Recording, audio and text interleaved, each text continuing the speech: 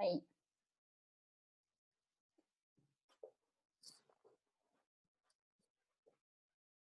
¿Qué les estaba diciendo? Ya. Entonces, las reacciones que tienen que ver con el proceso de fotorrespiración se van a dar en organelos distintos en la célula, ¿no es cierto? Entonces, en una primera instancia, las reacciones ocurren dentro del cloroplasto. Posteriormente, un Sí, compuesto no de dos... estamos viendo tu pantalla. ¿No están viendo mi pantalla? No, no se ve. Un ratito.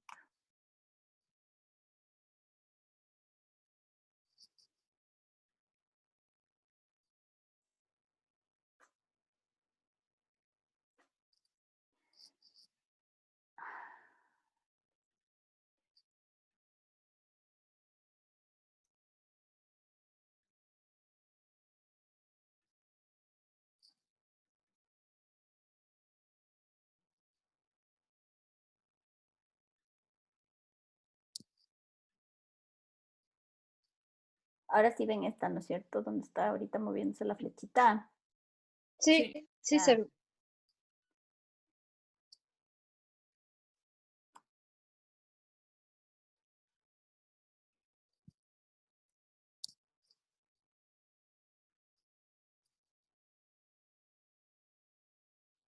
Ya. Entonces, aquí les he puesto este esquema. Este esquema tiene una serie de reacciones, pero realmente yo no necesito que ustedes se aprendan ahorita exactamente todas y cada una de estas reacciones. Lo importante que yo necesito que ustedes retengan de aquí es que el proceso de fotorrespiración es un proceso que le sirve a la célula para rescatar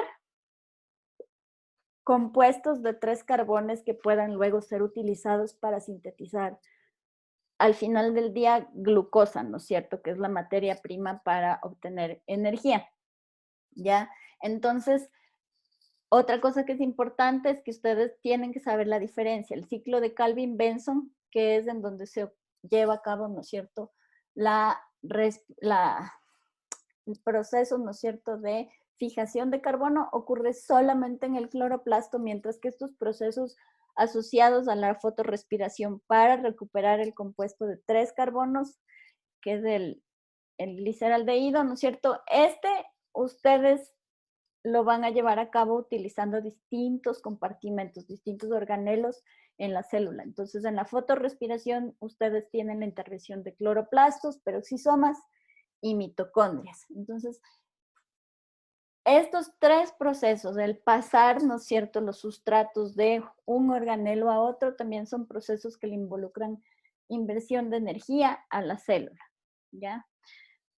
Entonces, si es que una célula, por las condiciones ambientales en las que se encuentra, no tiene CO2 suficiente, una vez que la célula, ¿no es cierto?, inicia sus reacciones independientes de la luz, producen, ¿no es cierto?, diferencialmente una molécula de 3 carbonos que sí puede participar en el proceso de fijación de carbono, y esta molécula, el 2-fosfoglicerato, que tiene solamente 2 carbonos, que tiene que pasar por el ciclo de fotorrespiración para convertirse en una molécula de 3 carbonos, que es esta que está acá al final, que puede ser utilizada para obtener energía, ¿ya?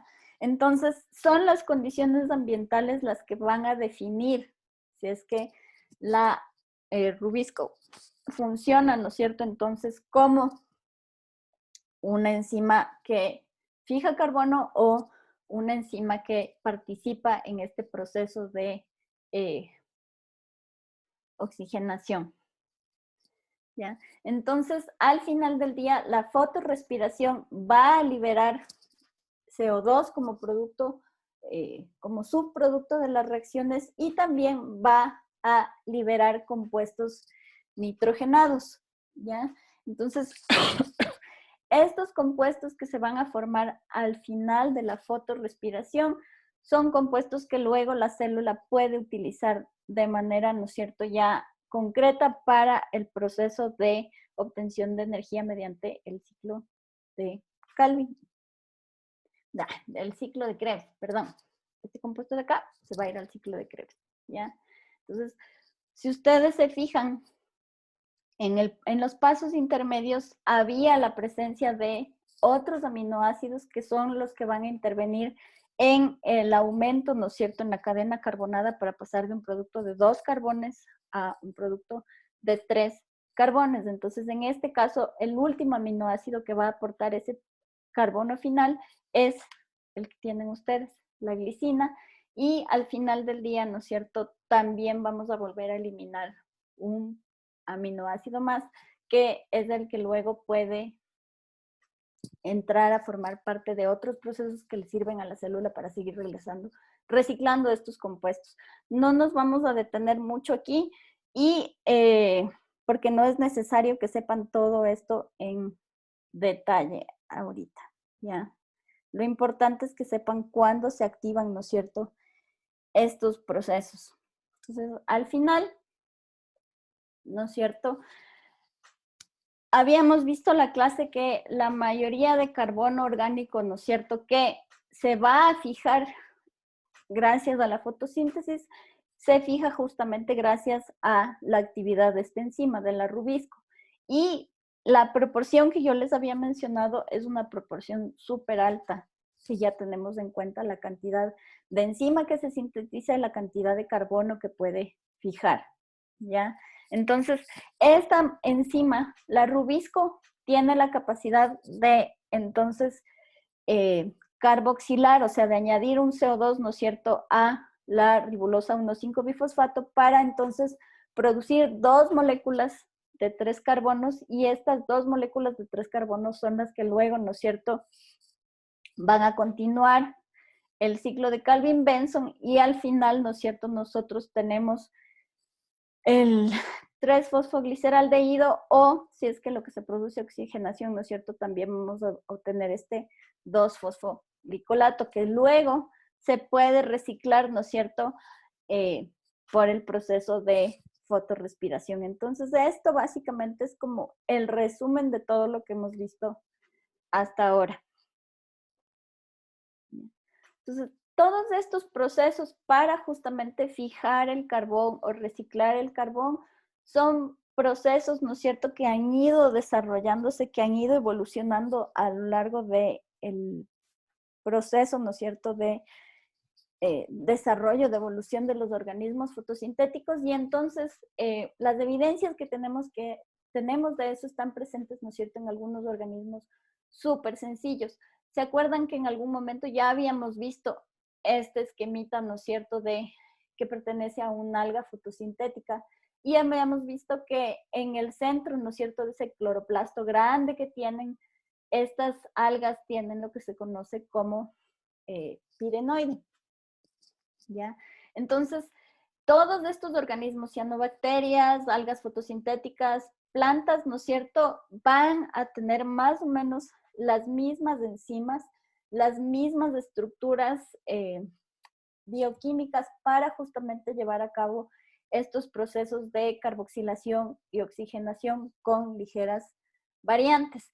En el caso de las plantas superiores, tanto las plantas con fotosíntesis C4, que ya vamos a ver en adelante, como las plantas que tienen el metabolismo del ácido crasuláceo, van a tener en común la presencia de una enzima que se llama fosfoenol piruvato carboxilasa y esta es la que les va a ayudar a llevar a cabo un proceso que es similar a la fotorrespiración. La fotorrespiración al final del día lo que le sirve a una planta que tiene metabolismo C3, el metabolismo clásico, es que este proceso de fotorrespiración le sirve a la planta para optimizar o hacer rendir un poco, si quieren usar ese término, a la concentración de CO2 que tiene presente en el ambiente. Estas otras plantas, las plantas con metabolismo C4 y las plantas con el metabolismo de ácido crasuláceo, no utilizan el proceso de fotorrespiración, sino que lo que utilizan es esta enzima para un poco, si se puede decir, ayudarle a la célula a concentrar en su interior una mayor cantidad de CO2 que la que está presente en el ambiente y entonces iniciar ya el ciclo de Calvin-Benson con condiciones de CO2 mucho más altas de las que existen normalmente en el exterior de la célula. Entonces, estos dos metabolismos alternativos, el C4 y el metabolismo CAM, lo que hacen es ayudarle a la célula a que antes de que inicie el proceso de fijación de carbono, aumente en su interior la concentración de CO2, ¿ya? Y entonces de esta manera lo que hacen es que luego la rubisco, ya como hay una gran concentración de CO2 en el interior del cloroplasto, funcione como una carboxilasa y no como una oxigenasa, y entonces es como que sabotean, como que cortocircuitan, ¿no es cierto?, el proceso de fotorrespiración. Entonces, se ha visto, ¿no es cierto?, que tanto los pirenoides que ustedes tienen aquí, como estos mecanismos de concentración, ¿no es cierto?, de carbono al interior de la célula,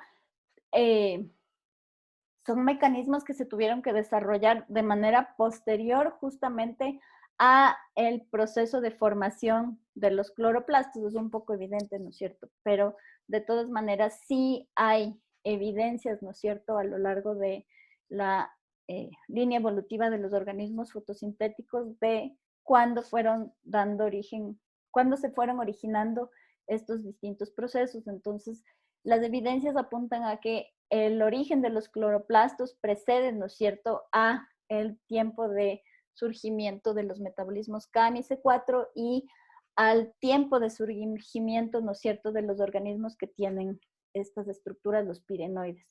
Ahora, los pirenoides son interesantes porque lo que son en realidad es partes dentro de los cloroplastos en donde la enzima, la rubisco, se encuentra, como quien dice, concentrada. Son acumulaciones súper grandes de justamente esta enzima dentro del cloroplasto, y la acumulación es tal que justamente se visualizan, ¿no es cierto?, como básicamente ya estructuras dentro de la célula propiamente dicha, ¿ya? Entonces, esto ocurre no solamente en esas algas, pero también ocurre de cierta manera en algunas bacterias fotosintéticas. Si ustedes se acuerdan, las bacterias por definición no tienen organelos, pero en el interior de las bacterias fotosintéticas también se da de cierta manera como una compartimentalización de las funciones, y entonces hay lugares dentro del cuerpo celular de las bacterias fotosintéticas donde otra vez la rubisco tiende, ¿no es cierto?, a acumularse junto con moléculas de CO2, y entonces conforman estas regiones dentro de la célula bacteriana que se conocen como carboxisomas.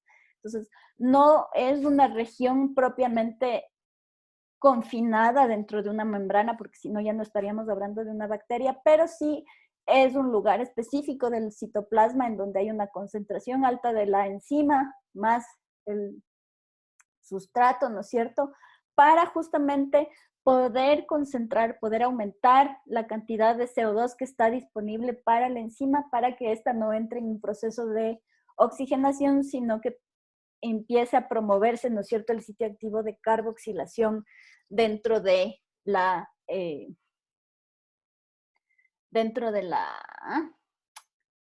célula bacteriana, ¿ya? Entonces, en este caso, en esta estructura que a veces tiene, ¿no es cierto?, no tiene una membrana, pero lo que sí tiene es como una envoltura de proteínas, ¿no es cierto?, para ayudar a concentrar, ¿no es cierto?, la enzima y los sustratos dentro. Y entonces aquí, ¿no es cierto?, ustedes van a tener la presencia, por un lado, de la rubisco, pero también está presente la anidrasa carbónica, que es la que se encarga, ¿no es cierto?, de llevar a cabo la reacción que es inversa, ¿no es cierto?, al proceso de fijación de carbono. Entonces, no solamente las algas fotosintéticas que yo les había enseñado al inicio, ¿no es cierto?, se encargan de concentrar a el carbono y a la rubisco, ¿no es cierto?, en estas estructuras que se conocen como pirenoides, pero esto también ocurre, por ejemplo, en algunas plantas basales en el árbol filogenético de las plantas. Esto es algo que ocurre, por ejemplo, en los antoceros. Entonces, esto también apunta a un origen común, ¿no es cierto?, de algas verdes, algas rojas y las viridiplantes, las plantas. Entonces, aquí solo para enseñarles un detallito un poco más ampliado de los pirenoides. Entonces, en los pirenoides que están dentro de este cloroplasto gigante que tienen, ¿no es cierto?, estas algas, ustedes tienen que, en estas estructuras que aparecen de color café, ustedes tienen, ¿no es cierto?, una gran cantidad de almidón concentrado, además de las moléculas de enzima, ¿no es cierto? Entonces es como que el almidón rodea las moléculas de enzima y le da justamente a esta estructura particular al pirenoide. Ya no les voy a dar más detalles de esto, pero entonces, solo para complementarles, los pirenoides lo que hacen es ayudar, ¿no es cierto?, a concentrar la cantidad de CO2 que está presente. Y entonces hay una, si se puede decir, como una focalización, ¿no es cierto?, de las reacciones que tienen que ver con el proceso de concentración del CO2 en estas células. Entonces, en este caso, ustedes tienen otra vez que ¿cómo se llama? La anidrasa carbónica, que es esta otra enzima que está asociada al pirenoide, va a participar en los procesos de conversión, ¿no es cierto?, que pueden ser reversibles de CO2 a el ion bicarbonato, ¿no es cierto? Y de esta manera ayudarle a la célula, ¿no es cierto? Cuando hay pocas cantidades de CO2 en el medio, la célula lo que hace es transportar a su interior, ¿no es cierto?, bicarbonato. El bicarbonato pasa al cloroplasto y entonces en los pirenoides el bicarbonato es convertido gracias a la anidrasa carbónica en CO2, ¿ya? Entonces este CO2 empieza a acumularse, si se puede decir, al interior del pirenoide y entonces queda disponible de manera mucho cercana para que entonces la Rubisco pueda llevar a cabo el proceso de fijación de carbono. ¿Ya? Hasta ahí, con este grafiquito queda un poco más claro cuál es la función de los pirenoides. Sí, ¿no? Sí, pero... Ya. Yo les había mencionado anteriormente, ¿no es cierto?, que todo lo que hemos visto es lo que se conoce como el metabolismo C3. Es la vía más común para fijar carbono dentro de las plantas. Pero las plantas, ¿no es cierto?, dependiendo de dónde vivan y de las condiciones a las que se enfrenten, han ido desarrollando mecanismos para justamente poder optimizar el proceso de fijación de carbono en condiciones desfavorables y un poco como quien dice, cortocircuitar al proceso de fotorrespiración. Entonces, en ese caso tenemos otros dos tipos diferentes de metabolismos, que son el metabolismo C4 y el metabolismo del ácido crasuláceo, el metabolismo CAM, ¿ya? La diferencia de estos dos tipos de metabolismos que tienen el mismo objetivo, optimizar la concentración de CO2 para que se pueda llevar a cabo la fijación del mismo. Estas dos lo que hacen es optimizar la concentración de CO2 utilizando estrategias distintas. En el caso de del metabolismo C4, lo que se hace, ¿no es cierto?, es separar de manera espacial un conjunto de reacciones en donde, si ustedes se acuerdan, participa esta enzima, la fosfenolpiruvato carboxilasa, para justamente a partir del bicarbonato aumentar otra vez la concentración de CO2 y entonces este CO2 puede entonces ya nuevamente participar en las reacciones de carboxilación en las que interviene la rubisco, ¿ya? Entonces, en el metabolismo C4, la célula va a necesitar, ¿no es cierto?, espacializar en regiones diferentes un conjunto de reacciones para obtener más CO2 para llevar a cabo el ciclo de Calvin-Benson. En cambio, en el metabolismo del ácido crasuláceo, aquí las reacciones en donde intervienen la fosfanol piruvato carboxilasa y la rubisco están separadas, pero no de manera espacial como en el caso anterior, pero más bien de manera temporal, ¿ya?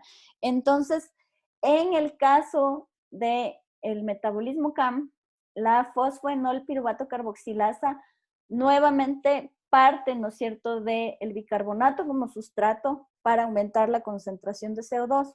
Este proceso de aquí es un proceso que en cambio ocurre en la noche y el CO2 obtenido en este proceso se va almacenando en la vacuola de las células. Una vez que llega el día, este proceso de aquí se detiene y el CO2 acumulado en las vacuolas es liberado, ¿no es cierto?, nuevamente hacia los cloroplastos para, ahora sí, entonces, entrar a formar parte del ciclo de Calvin-Benson y facilitado por la rubisco, ¿ya? Entonces, estos dos procesos ayudan a que la célula aumente su concentración de CO2. En este caso, lo que hace la planta básicamente es evitar fotorrespiración. En el caso del ácido crasuláceo, del metabolismo del ácido crasuláceo, también se evita la fotorrespiración, pero el hecho de poder separar de manera temporal estos dos conjuntos de reacciones también le permite a la planta mantener sus estomas cerrados durante el día, solamente abre los estomas durante la noche para captar CO2 y de esta manera evita la pérdida de agua durante el día, porque entonces durante el día los estomas están cerrados y no hay emisión de vapor de agua hacia el exterior. Entonces, este metabolismo CAM, como vamos a ver más en detalle en la siguiente clase, es un metabolismo que, por ejemplo, es muy expandido, muy utilizado por plantas que están normalmente en ambientes donde hay un estrés hídrico. Muchas de las plantas, por ejemplo, del desierto o incluso, por ejemplo, muchas de las plantas que existen en alta montaña donde las condiciones de agua también son unas condiciones de estrés, pero no por calor, sino por justamente esta deshidratación que se produce por el frío. Entonces, este metabolismo también es propio de algunas plantas que están en la altura. Ahora, estos dos metabolismos también difieren porque ocasionalmente muchas de las plantas que tienen un metabolismo normal, el metabolismo clásico, el C3, eventualmente en el momento en que entran en un proceso de estrés hídrico, pueden arrancar con este tipo de metabolismo. En cambio, el metabolismo C4 es un metabolismo que está, como quien dice, fijo, es propio, ¿no es cierto?, de algunas especies y no es facultativo. Este aquí, en cambio, sí hay una gradación, ¿no es cierto?, de plantas que pueden tener solamente C3 o solamente metabolismo CAM o pueden arrancar el metabolismo CAM de manera facultativa. Entonces, no les voy a agobiar con más detalles ahorita y vamos a terminar de ver todos estos dos procesos el día de mañana. Igual el día de mañana, si quieren, vengan con dudas de todo lo que hemos visto hasta ahora de fotosíntesis y terminamos el capítulo. ¿Ya? Ya ves. Ya, profe. Yep. Listo, Cris, gracias.